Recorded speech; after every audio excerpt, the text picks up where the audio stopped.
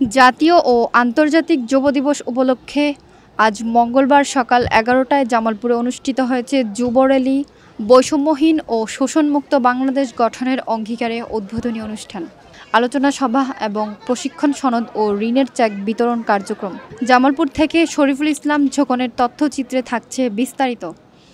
সকাল ১১টায় ফৌজদারি মোড় থেকে বর্ণাঢ্য আয়োজনে যুব র্যালি শুরু হয়ে জেলা প্রশাসক চত্বরে গিয়ে শেষ হয়।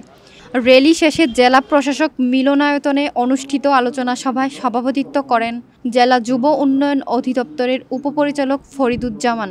প্রধান অতিথি হিসেবে বক্তব্য দেন জামালপুরের জেলা প্রশাসক হাসিনা বেগম।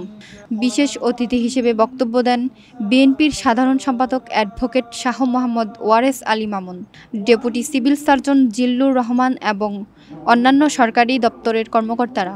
পরে যুব উন্নয়নে প্রশিক্ষণপ্রাপ্ত শিক্ষার্থীদের হাতে প্রশিক্ষণ সনদ ও ঋণের চেক তুলে দেওয়া হয়। এ আয়োজনের মাধ্যমে যুব সমাজকে দেশ গঠনে সক্রিয় অংশগ্রহণে উদ্বুদ্ধ করার আহ্বান জানানো হয়। আজ আমরা এক মহান উপলক্ষে একত্রিত হয়েছি, আন্তর্জাতিক যুব দিবস ২০২৫ উদযাপনের লক্ষ্যে। জাতিসংঘ ঘোষিত এই বছরের প্রতিপাদ্যের মধ্যে মূল যে চেতনাটি রয়েছে সেখানে যুব সমাজের উদ্ভাবনী শক্তি এবং টেকসই উন্নয়ন।